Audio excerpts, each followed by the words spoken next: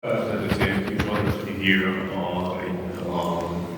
Romania, a country which is so much important for security of the region, and is one of the guardians of the Black Sea security and country which has provided Ukraine with essential support during the grain export crisis, blockade practically organized by the Russian Navy in the area of Mississippi invasion. So thank you so much for your support towards Ukraine and your role in creating of a better world here.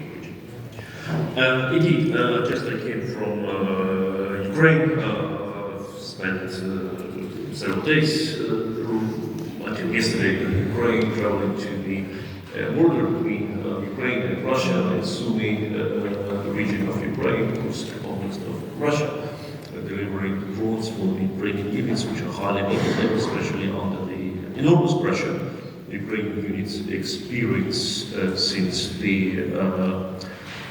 peace initiatives of US President Donald Trump came announced, resulting in to more Russian missiles falling onto hands of Ukrainian civilians.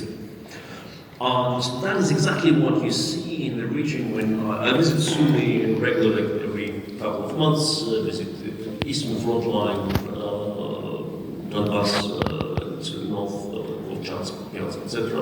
Every 2-3 weeks, and every time you come, you see more destruction on the ground. You see that nice road cafe where you used to buy coffee and where soldiers also always stayed, and that is a sign of good quality of food there, is being hit by a Russian bomb or missile. And we see that several bridges, which were pretty much passable, are not there anymore, etc., etc. And we at the European Resilience Initiative Center, which I represent here, which I also my day job, because my night job is producing drones for Ukraine with the United States assistance.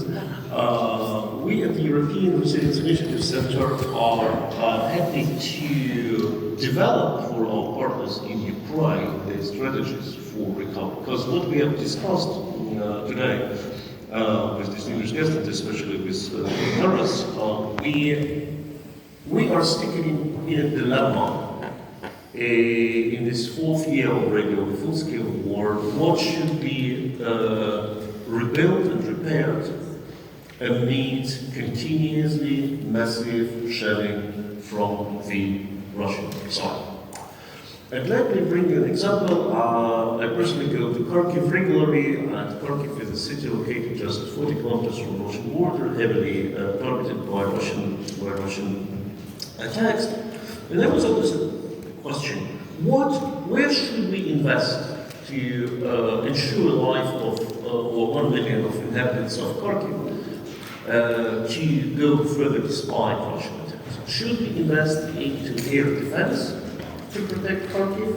Should we invest into some sort of restoration of energy infrastructure, repair works, purchase of generators, and other resilience needs? Or should we strike over the border to destroy the source of the problem, Russian launching pads, Russian airfields from where Russian planes start, carrying up to 3 tons heavy glide bombs? What should we do? And the answer is because you need to do everything. During the war, unfortunately, you cannot do everything, you should prioritize. And here, of course, you can say that you have hotspots of Russian attacks, like power plants, and power plants must be protected by air defense, because one Russian missile hitting a cruise missile or ballistic missile, hitting generator room of a power plant can cause a damage of over 1 billion euro. Just think about Yurchyshyn attacks or Kharkiv attacks.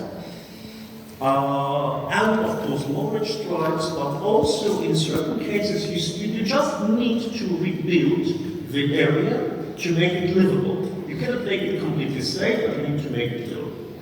And here we at the European Resilience Initiative Center have several projects of bringing Ukrainian city mayors or city hall members or other people who deal with recovery of the liberated communities or communities which have never been occupied but still are in their proximity from the front, and bring them to Germany and try to create some personal connections.